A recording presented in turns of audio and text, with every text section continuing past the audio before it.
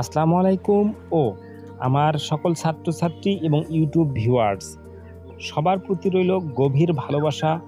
আজ আমি একটি গুরুত্বপূর্ণ পরীক্ষার কমন উপযোগী টপিকস নিয়ে আলোচনা করব। ভাইরাল অনলাইন স্টাডি সম্পূর্ণ সহযোগিতামূলক একটি ফ্রি অনলাইন চ্যানেল। এখানে ছাত্রছাত্রীদের জন্য গুরুত্বপূর্ণ টপিকস ও অনলাইন ক্লাস নেওয়া হয়। দেখো, জীবনযাত্রার ব্যয়সূচক সংখ্যা কাকে বলে? তার আগে কিছু কথা বলা ভালো যে অনলাইন ক্লাস কখনো রিয়েল ক্লাসের মতো হতে পারে না। তোমরা অবশ্যই ক্লাসে ফিরবে। উত্তর, জীবনযাত্রার ব্যয়সূচক সংখ্যা একটি বিশেষ ধরনের মূল্যসূচক সংখ্যা। কোনো অঞ্চলের একটি নির্দিষ্ট শ্রেণীর মানুষের পূর্ববর্তী একটি সময়কালের তুলনায় জীবনযাত্রার মান কতটুকু বেড়েছে বা কমেছে তা নির্ধারণ করাকেই জীবনযাত্রার ব্যয়সূচক সংখ্যা কস্ট লিভিং ইন্ডেক্স নাম্বার বলে। এই সূচক সংখ্যাকে ভোক্তার মূল্য সূচক সংখ্যা বা খুচরা মূল্যে সূচক সংখ্যাও বলা হয়ে থাকে।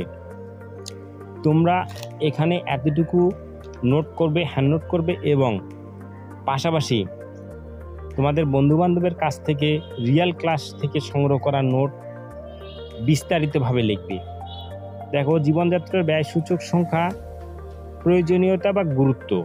দেখো, 1 নম্বরে হলো মজুরি নির্ধারণে, 2 নম্বর অর্থের ক্রয় ক্ষমতা পরিমাপে।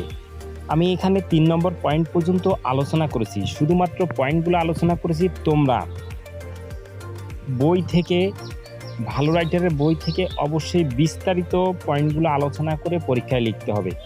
তবে একটা কথা বলে রাখি, শর্ট প্রশ্ন বা অল্প মার্কের প্রশ্নের জন্য আমার এই নোটগুলোই যথেষ্ট। ভাইরাল অনলাইন স্টাডি ছাত্রছাত্রীদের জন্য সহযোগিতামূলক একটি ফ্রি চ্যানেল। সবেমাত্র যাত্রা শুরু করেছে এই চ্যানেলটি। তোমরা যদি সহযোগিতা করো এবং নিয়মিত ভিডিওগুলো দেখো এবং তোমার বন্ধুবান্ধবকে শেয়ার করো, তাহলে অবশ্যই ভাইরাল অনলাইন স্টাডি একসময় সবার চাহিদা পূরণ করবে, এই ভরসা রাখি ইনশাআল্লাহ। শুধু তাই নয়, আমরা যে নোটগুলো তৈরি করে এগুলো যাচাই করে এবং বিভিন্ন সালের প্রশ্ন থেকে নিয়ে এই নোটগুলো হয়ে থাকে। তোমরা যদি এই নোটগুলো সুন্দরভাবে সংগ্রহ করো এবং পরীক্ষার হলে লেখো, আমার দীর্ঘ বিশ্বাস পরীক্ষার হলে তোমরা একটা ভালো মানের একটা নাম্বার পাওয়া যাবে ইনশাআল্লাহ। আর পরীক্ষার হলে সাজিয়ে লেখাটা স্টুডেন্টের সৃজনশীলতার বহিঃপ্রকাশ। দেখো, এই প্রশ্নটি অনেক গুরুত্বপূর্ণ একটি প্রশ্ন। পূর্বের প্রশ্নের সাথে সংযুক্ত থাকতে পারে অথবা এই প্রশ্নটি আলাদাভাবেও আসতে পারে। শুধু তাই নয়, পার্থক্য লেখা বা পার্থক্য লেখার ধরনটা এর উপর নির্ভর করে। তোমার যেমন করে লিখলে ভালো হয় বা যেভাবে লিখতে তোমার সুবিধা তুমি সেভাবেই লিখবে। সেভাবেই লিখলে তুমি একটা ভালো মানের নাম্বার গ্যাদার করতে পারবে। দেখো, টেবিল করে বা নাম্বারিং করেও পার্থক্য লেখা যায়। এই পার্থক্যগুলো তোমরা অবশ্যই সুন্দরভাবে উঠে নিবে খাতায় এবং তা দেখে নাম্বার অনুযায়ী, প্রশ্নে যেমন নাম্বার থাকবে সেই অনুযায়ী লেখার চেষ্টা করবে।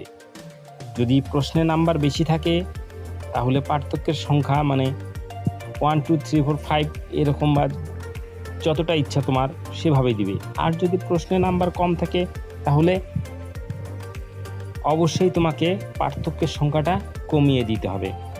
একটি কথা বলা খুব গুরুত্বপূর্ণ যে মানুষ মাত্রই ভুল করে। আমার এই ভিডিওতে যদি কোনো রকম কোনো ভুল বা অপ্রাসঙ্গিক বা তোমার কাছে তোমার যে কোনো মতবাদ তুমি ভিডিওর কমেন্ট সেকশনে জানিয়ে দিয়ে আমাকে উপকৃত করবে। শুধু তাই নয়, ভাইরাল অনলাইন স্টাডিটা শুধুমাত্র স্টুডেন্টের হেল্প করার জন্য। লাইক, কমেন্ট ও শেয়ার করো। খোদা হাফেজ।